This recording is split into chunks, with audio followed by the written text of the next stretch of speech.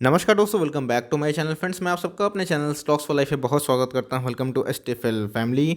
जी हां दोस्तों, रिटेल में आज हमें गिरावट देखने को मिली, लेकिन दोस्तों कल के जो न्यूज़ थे वो न्यूज़ अपने आप में ही बहुत ही अच्छे थे। बिकॉज अगर कल मैंने दोस्तों रात को ही एक न्यूज़ कवर करी थी, इनके आए थे Q3 के नंबर। जी हाँ दोस्तों, बहुत ही शानदार नतीजे थे, लेकिन मार्केट ने ठीक है उसका उल्टा किया। आई मीन टू से ऑपरेटर ने दोस्तों ठीक है उसका उल्टा किया। बहुतों ने लॉन्ग की होगी तो ऑपरेटर ने शॉर्ट कर दिया, और दोस्तों ये चलते रहता है स्टॉक मार्केट में। इसलिए कभी भी आप शॉर्ट करते हैं, लॉन्ग करते हैं, तो स्टॉप लॉस इंपॉर्टेंट होता है। लेकिन दोस्तों सच बताऊं तो रिजल्ट इतने फैंटास्टिक थे, मैं क्या बताऊं, मैं खुद देख के चौंक गया था। लेकिन फिर भी आज हमें उतना विस्फोट देखने को नहीं मिला, लेकिन मुझे पक्का यकीन है कि आने वाले टाइम में इसमें ज़रूर तेज़ी देखने को मिलेगी। बिकॉज अगर आप इसको होल्ड करते हैं तो भी आपके लिए इन्फॉर्मेशन है, नहीं होल्ड करते हैं, लेने का सोच रहे हैं, तो भी दोस्तों आपको बहुत ही अच्छी जानकारी मिल सकती है। तो इस वीडियो में वही बात होगी, कितना गिर सकता है और इधर पे क्या पोजीशन बनाने की रणनीति होगी। चैनल फर्स्ट टाइम होंगे सब्सक्राइब कर सकते हैं इस तरह क्वालिटी कंटेंट को सबसे पहले एक्सेस करने के लिए। दोस्तों डिक्सन में गिरावट क्यों हो रही है? जी हाँ दोस्तों, एक टेक्निकल इंडिकेटर है जिसका नाम है फिबोनाची रिट्रेसमेंट, उसको मैंने एक्सप्लेन कर दिया है। कितना बॉटम बन सकता है इसको जाके ज़रूर देखें और अपने नॉलेज को दुरुस्त करके कल कोई भी शेयर में गिरावट कितना होगा कि आप खुद ही उसको एनालाइज कर पाएँ। Now without dealing any for time let's begin. तो गाइस, कल रात को लेट इवनिंग आप देख सकते हैं कि हमें क्या देखने को मिले थे। इनके Q3 के नंबर्स देखने को मिले थे। दोस्तों Q3 के नंबर्स तो बहुत ही पहले आ चुके थे, लेकिन इनके IPO की वजह से वो नंबर्स हमें बाद में शो होते हुए देखने को मिले थे। और तो सच बताऊं तो मैं खुद देख के चौंक गया था। RailTel Q3 net profit jumps 60% to 70 crore, declares interim dividend of ₹1 per share. इसका मतलब इनके दोस्तों जो प्रॉफिट की बात की जाए, रेवेन्यू की बात की जाए, वो बहुत तेज़ी से बढ़ते हुए दिखाई पड़े थे। चाहे वो Q-on-Q की बात की जाए या फिर Y-on-Y की बात की जाए, मतलब दोनों में ही दोस्तों हमें भरपूर एकदम तेज़ी देखने को मिली थी। लेकिन उसके बावजूद भी आज शेयर के प्राइस में आपको रिफ्लेक्शन देखने को नहीं मिला। इसलिए मैं बोल रहा हूँ, कभी कभी दोस्तों ऑपरेटर उल्टी गंगा बहा देते हैं, इस बात को आप नोट करके चलें। तो अगर आप देखें दोस्तों तो इधर पे क्लियर कट इनके रेवेन्यू बहुत ही शानदार थे, और आप देख सकते हैं the revenue from operation was up 52% to 410 crore against 270 crore in December 31, 2019। इसका मतलब इनके जो दोस्तों ऑपरेशन थे रेवेन्यू में, उनमें 50% से तेजी थी, और उनके प्रॉफिट में भी दोस्तों एक बहुत ही अच्छा जम दिखाई पड़ रहा है। The operation of the company have also been significantly impacted following a corona virus induced lockdown, it is said in a regulatory filing. मतलब इतने पैंडेमिक के बावजूद भी दोस्तों इनके रिजल्ट फैंटास्टिक थे, लेकिन उसका रिफ्लेक्शन हमें आज के शेयर प्राइस में देखने को नहीं मिला। लेकिन दोस्तों ये तो टेम्प्रोरी होते हैं, परमानेंट हमेशा नंबर्स होते हैं। अगर लॉकडाउन की सही में अगर पूरा चीज़ हटा दिया जाए, लॉकडाउन से जो लोग इम्पैक्ट हो रहे हैं उसका रिजल्ट अब बाद में ऐड करें कि जी हाँ दोस्तों, बहुत ऐसे लोग हैं जो सीधा रेलवेज में नहीं जाते हैं, ट्रैवल नहीं कर रहे, तो रेलवे के सारे जो शेयर्स हैं वो अच्छे खासे इम्पैक्ट दिखाई पड़ते हैं। तो उसके बावजूद भी इनके नतीजे स्टेलर दिखाई पड़ रहे थे। और उसके बाद आप देख सकते हैं कि क्लियर कट दोस्तों आज के दिन हमें गिरावट देखने को मिली।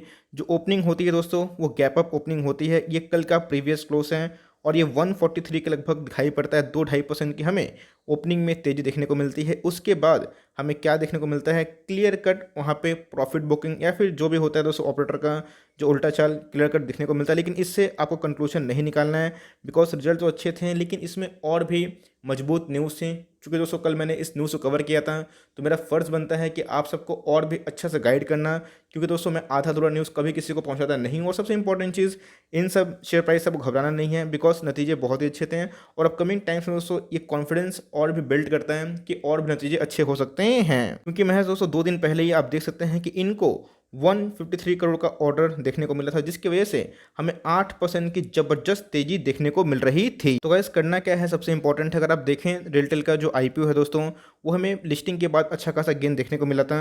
अगर आप रफली देखें दोस्तों तो हमें 189 के ऑल टाइम हाई के बाद अच्छा खासा डिस्काउंट प्राइस में अवेलेबल दिखाई पड़ रहा है। अगर आप रेलवे के दूसरे शेयर्स को उठा कर देखें तो उनमें दोस्तों हमें इतने फैंटास्टिक रिजल्ट देखने को नहीं मिलते हैं। बात की जाए IRCTC की, यस उसमें बहुत तेज़ी रहती है, लेकिन रेलटेल में भी दोस्तों हमें बहुत ही चौंकाने वाले नतीजे देखने को मिले। तो अभी इधर पे सबसे इंपॉर्टेंट चीज़ है, करना क्या है, बाई होल्ड या फिर सेल, बिकॉज ये सब न्यूज़ से आपका कॉन्फिडेंस थोड़ा सा बूस्ट होता है कि चलो प्राइस आज गिराया गया है लेकिन कल ऐसा नहीं होगा। और लॉन्ग टर्म में दोस्तों इसका ज़रूर अच्छा इंपैक्ट होता है, बिकॉज शॉर्टर्स हो गए या फिर कोई भी जो लॉन्ग करते हैं, जो उल्टा काम करते हैं ऑपरेटर बन के, वो लॉन्ग टर्म तक इसको नहीं कर सकते हैं, वो ट्रेडिंग के पर्पज से ही करते हैं। लॉन्ग टर्म में फ्रेंड्स हमेशा फंडामेंटली काम आता है, इस बात को आप जान लीजिए। तो गाइस अगर मार्केट कैप की बात की जाए तो आप देख सकते हैं कि 5,000 करोड़ के नीचे की मार्केट कैप दिखाई पड़ती है। इसका मतलब एक छोटी सी स्मॉल कैप की कंपनी दिखाई पड़ती है, जो अपने आप में ही दोस्तों इन फ्यूचर में भी जब रेलवे का एक्सपेंशन हो, डेवलपमेंट हो, तो उसमें भूमिका अदा करे और लॉन्ग टर्म में दोस्तों आपको अच्छा खासा रिटर्न दे। बिकॉज आपको पता है कि एक टेंशन भी नहीं है कि ओएफएस आ सकता है, बिकॉज पहले ही इनके जब सेल हो रहे थे दोस्तों, स्टेक की बात की जाए, जब इनके आईपीओ आए थे तो ऑलरेडी दोस्तों प्रोमोटर्स ने अपने 72% स्टेक कर लिए थे, तो फर्दर ओएफएस से कोई चिंता दिखाई नहीं पड़ती। और कंपनी के दोस्तों आरओई की बात की जाए तो अगर आप सरकारी कंपनी के मद्देनजर रखें और देखें तो 10 का आरओई खराब नहीं होता है, जो कि ईयर ऑन ईयर इंप्रूव हो रहा है। और कंपनी के अंदर दोस्तों सबसे मेन स्ट्रेंथ की बात यह है कि कंपनी आप देख सकते हैं क्लियरली डेट फ्री है, मतलब कंपनी के ऊपर ₹1 का भी सिंगल पेनी का कर्जा नहीं है। और गाइस 4 साल के परफॉर्मेंस के बारे में डिस्कस करें तो आप देख सकते हैं कि 4 साल में इनके परफॉर्मेंस है उतने शानदार नहीं रहे हैं, बट उतने खराब भी नहीं रहे हैं।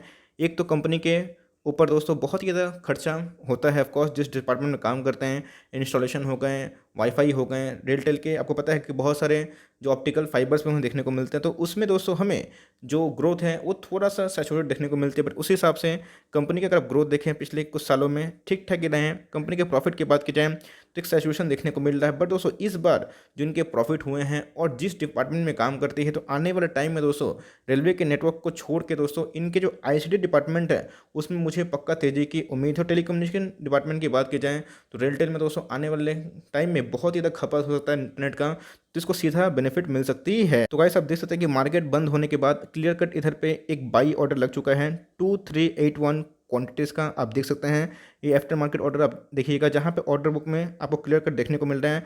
आज की बात की जाए तो जो ट्रेड हुए हैं दोस्तों 50 लाख के शेयर के लगभग दिखाई पड़ते हैं, 50,64,000। और इसमें जो डिलीवरीज क्वांटिटी है दोस्तों आप देख सकते हैं कि 21 लाख के लगभग जो शेयर के डिलीवरीज हमें देखने को मिल रहे हैं, जो अपने आप में ही दोस्तों 43% के लगभग दिखाई पड़ता है। तो इधर पे रणनीति बिल्कुल भी साफ है। अगर आप देखें दोस्तों तो 140 के लगभग स्टॉक प्राइस ट्रेड करता हुआ दिखाई पड़ रहा है। अगर ऑल टाइम हाई की बात की जाए तो 189 के लगभग है। ये दोस्तों ये बात को मैं एडमिट करता हूँ कि जब इनके आईपीओ आए थे तो आईपीओ में कहीं ना कहीं थोड़ा सा प्राइस बढ़ा के ही हमें दिखाया गया था। तकरीबन 94 के लगभग इनके आईपीओ के प्राइस बैंड थे, जो अपने आप में थोड़ा सा प्रीमियम ही था। लेकिन दोस्तों जिस हिसाब से इनके ये जो नंबर आए हैं कि उतरे के हैं, वो अपने आप में दोस्तों सच बताऊं तो आउटस्टैंडिंग दिखाई पड़ता है। मेरे हिसाब से इसकी जो गर्मी है आने वाले कुछ समय में रहेगी। तो अगर आप हाई लेवल पे लिए हुए हैं तो बेचने का कोई भी सवाल नहीं होता। चाहते हैं प्रॉफिट बुक करना, मर्जी आपकी, अगर निचले लेवल से लिए हैं। लेकिन दोस्तों मेरे हिसाब से आप इसको लॉन्ग टर्म तक प्ले कर सकते हैं। अगर कंपनी आपको अच्छी लगती है, इंटरेस्टिंग लगती है, अगर आप बहुत ही निचले लेवल से लिए हैं तो चाहे तो थोड़ा नीचे गिरे दोस्तों बिलो 135 या फिर 130 थोड़ा सा माल एकोमोडेट कर सकते हैं। तो जी हाँ दोस्तों ये सब इनके बाइंग जोन हो सकते हैं और उसको लॉन्ग टर्म तक रखते हैं। ऑफकोर्स आपको फायदा होगा। लेकिन यस आज की जो गिरावट हुई थी कंप्लीटली दोस्तों वो ऑपरेटर बेचती हमें देखने को मिल रही थी, क्योंकि आपको अच्छे से पता है कि रिजल्ट एकदम आउटस्टैंडिंग थे। उसके बावजूद भी अगर शेयर प्राइस गिरता है तो आप समझ लीजिएगा कहीं ना कहीं ऑपरेटर का चालबाजी है। और अच्छी न्यूज़ तो ये है कि 153 करोड़ के इनको ऑर्डर मिलना और बीएसएनएल से भी इनको 25 करोड़ का ऑर्डर मिल रहे हैं। तो लॉन्ग टर्म में दोस्तों इनमें अच्छा खासा मुझे ग्रोथ दिखाई पड़ता है। तो लॉस मत निकालिएगा, लॉस में है भी तो पेशेंस थोड़ा रखिए, तो टाइम दीजिए, आपके पैसे ज़रूर रिकवर हो सकते हैं। तो ये छोटी सी अपडेट थी कि भाई रिजल्ट इतने अच्छे थे उसके बाद भी शेयर प्राइस क्यों गिरा। हमने ऐसा बहुत जगह देखा है, लेकिन उसको डरना नहीं है, उसको पेशेंसली होल्ड करिए। ऑफकोर्स आपको लॉन्ग टर्म तक जरूर रिवॉर्ड मिल सकती है। So for timing that's the end of the video. I hope दोस्तों वीडियो आपके लिए हेल्पफुल है। कंटेंट सही लगा तो लाइक कर देगा, चैनल फर्स्ट टाइम होगा तो याद से सब्सक्राइब करना ना भूले। फर्दर कोई डाउट है उसको ड्रॉप कर सकते हैं, और कोई स्टॉक का रिव्यू चीज़ का नाम भी ड्रॉप करेगा। I would love to make a video on your demand. तो गाइस मिलते हैं जल्दी ही, तब तक के लिए bye. Thanks for listening friends, God bless you all.